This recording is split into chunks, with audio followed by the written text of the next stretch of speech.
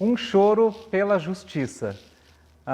Bem-vindo, bem-vinda a esse bate-papo, a nossas reflexões aqui da Comunidade Cristã das Boas Novas. Hoje estamos conversando sobre Amós capítulo 5, e se você faz parte da comunidade, provavelmente você está conversando e recebendo esse conteúdo para a gente entender melhor a história, mas se não está recebendo esse conteúdo, bem-vindo, aproveita.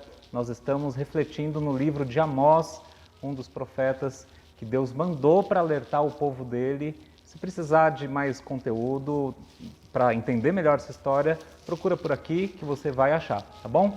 Aqui no capítulo 5 de Amós, nós temos um choro da justiça, um choro pela justiça, e é um capítulo que Deus ele já tinha convocado um tribunal, como nós vimos no capítulo 3, né? Chamou o próprio Egito e Síria, povos ali que naquela época não tinham pessoas que estavam adorando a Deus e praticavam algumas coisas que Deus não gostava, para entrar num julgamento como testemunha do que Deus ia falar sobre Israel no capítulo 4, e ele fala lá no 3, e no 4 também ele diz que Israel continuou daquele jeito que ele não gostaria.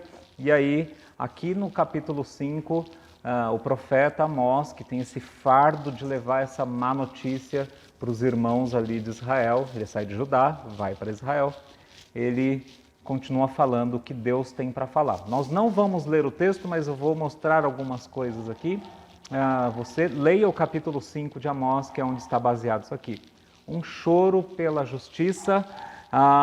E aí o verso 1 começa com isso: ouça esta palavra, ó nação de Israel, este lamento acerca de vocês. Então Deus continua falando o que Israel fez, como ele não gostava daquilo, não gosta disso, e o que ele iria fazer a respeito disso.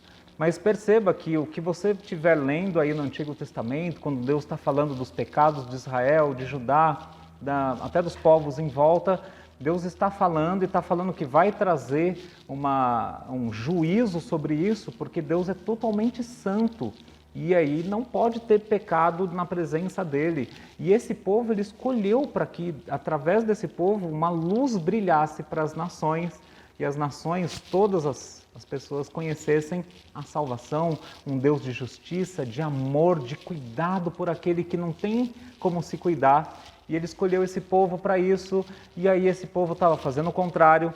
E aí, toda essa primeira parte do capítulo 5, Deus está falando assim, ele está falando, isso aqui é um lamento por vocês, a justiça vai ser servida, vai acontecer, mas eu lamento, eu choro por isso, e as pessoas que também sentem, estão em sintonia, vão chorar e não vão ficar felizes que isso está acontecendo. E aí ele diz sobre Israel ser como uma virgem que está ali no chão e sem conseguir levantar, e aí diz que poucos sobreviveriam ao que iria acontecer, uma proporção de 10%. E eu já resumo a história para você. Acontece o que Deus falou aqui em Amós, falou em Isaías, falou em tantos outros lugares, que Deus disciplinaria com o castigo de exílio. Então Israel é exilado bem antes de Judá, e eles vão para o exílio. No capítulo 17 de 2 Reis, você vê o que aconteceu, e está bem descrito o que aconteceu, como eles foram invadidos, como eles foram levados, como tudo que aconteceu ali. Então, isso também não precisa ser dito, mas o que Deus vem falando aqui para eles é: busquem-me, me busca que vocês vão ter vida, larga os seus caminhos injustos e maus e pecaminosos, busquem o Senhor e terão vida. Isso diz no 4, isso diz no verso 6, e no 14 ele deixa mais claro ainda: busquem o bem e não o mal para que tenham vida. E durante todo esse trecho aí Deus fala bastante de novo dos pecados desse povo, e a gente tem que ouvir isso e já começar a pensar na gente, não deixa isso ser uma aula de história não, tá? Que pecados que Deus está falando sobre Israel? Perversão da justiça, torcer a justiça, não fazer justiça. Então, o que é devido ali? Quanto que é isso? É tanto, e não pagou, a pessoa roubou, enfim. O que é o justo, então? O justo é que se pague tanto, ou que a pessoa que roubou restitua e pague por tal coisa, mas eles estavam mudando tudo, estavam torcendo a justiça, eles estavam oprimindo o pobre, eles estavam piorando a situação do pobre. E Deus tinha falado, não, vocês tinham que ser um lugar, um ambiente em que o pobre é bem tratado, bem recebido e tem um caminho para ele começar a melhorar de vida, socialmente sim. Estamos falando de dinheiro, de oportunidades de trabalho, de muitas coisas. Então, eles oprimindo o pobre, enriquecimento ilícito, opressão do justo. Então, aquele que estava andando tudo certinho era oprimido também. Pensa que o pobre, às vezes, ele errou na vida, ele trouxe sobre si mesmo algumas consequências de maus planejamentos, enfim, muitas coisas que pode ser que ele trouxe para si mesmo.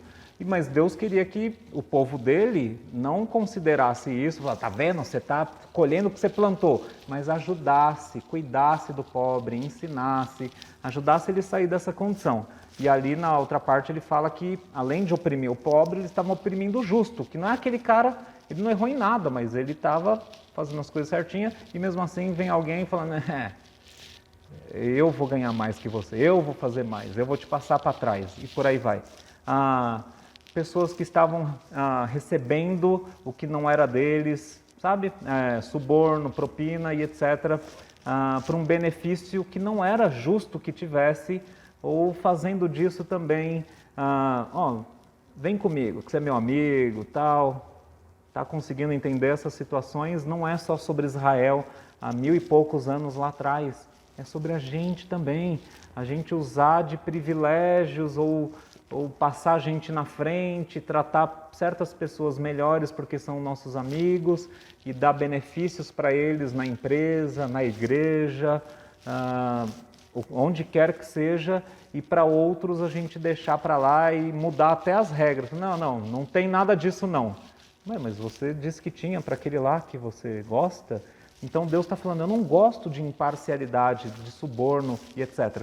E ele finalmente chega ali no verso 18, falando assim, ai de vocês que anseiam pelo dia do Senhor, porque o dia do Senhor vai ser diferente do que vocês estão achando.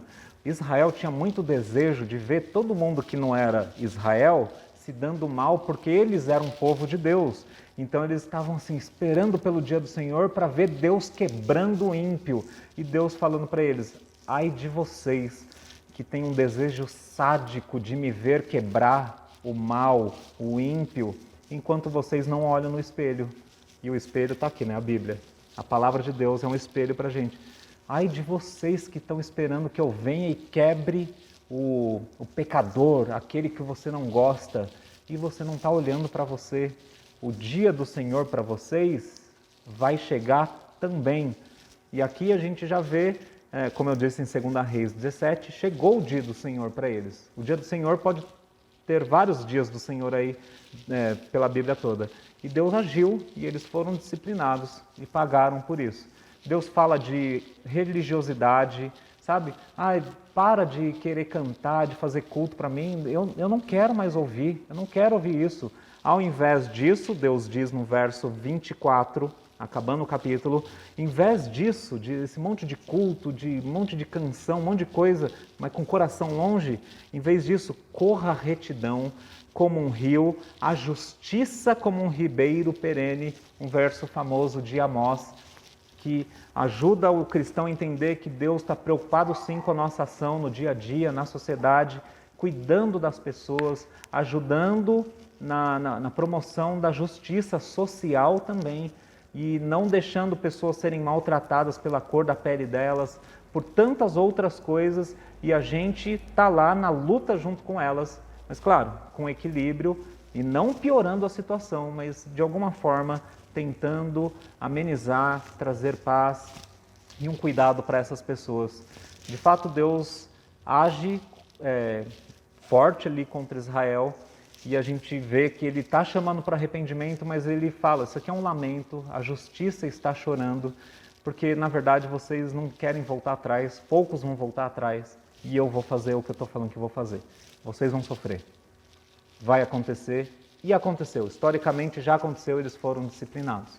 Então, para hoje, nós somos chamados também para nos arrepender da nossa justiça, que ela é mais ou menos do jeito que a gente oprime o pobre, quando ignora o pobre, ou a gente oprime o pobre, outros sentidos, não só o social, oprime o pobre de emoções, de família, aquele que não tem uma família a gente não liga, e fala, aqueles que são tratados diferentes por questões diferentes e a gente continua oprimindo essas pessoas.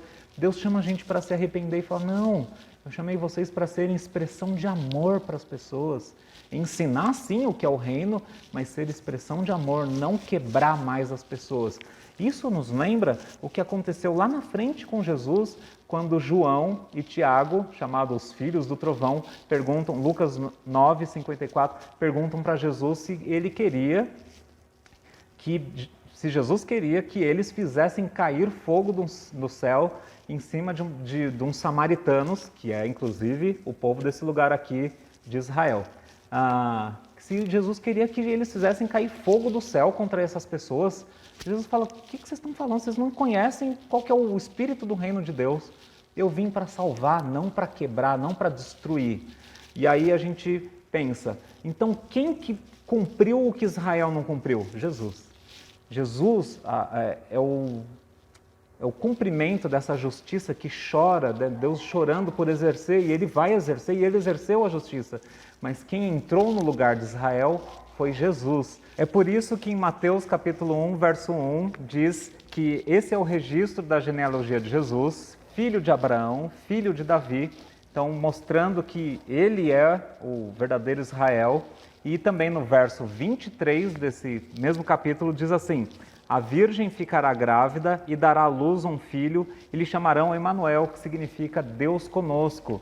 Então, Israel era como uma virgem largada no chão, porque, enfim, ela ia pagar pelos preços ali e tal. E tudo aquilo que acontece ali no capítulo 5 de Amós, Deus falando, eu vou passar no meio de vocês, vai ter destruição. Aqui a gente tem uma virgem que fica grávida, que dá luz a um filho que é chamado Emanuel, Deus conosco. Jesus está no meio agora das pessoas e ele vem para cumprir aquela justiça que Deus tinha que fazer. Finalmente, ela é feita em Jesus e ele apresenta para a gente o resultado. Então, que Deus nos lembre disso, que o peso, a justiça, a ira divina caiu sobre Jesus na cruz. E aí Deus chama quem crê em Jesus para viver em sintonia com o que Ele gosta, evitando tudo aquilo que a gente falou, de opressão, de oprimir o pobre, de injustiça e tudo mais, mas vivendo conforme a família de Deus, naturalmente e alegremente.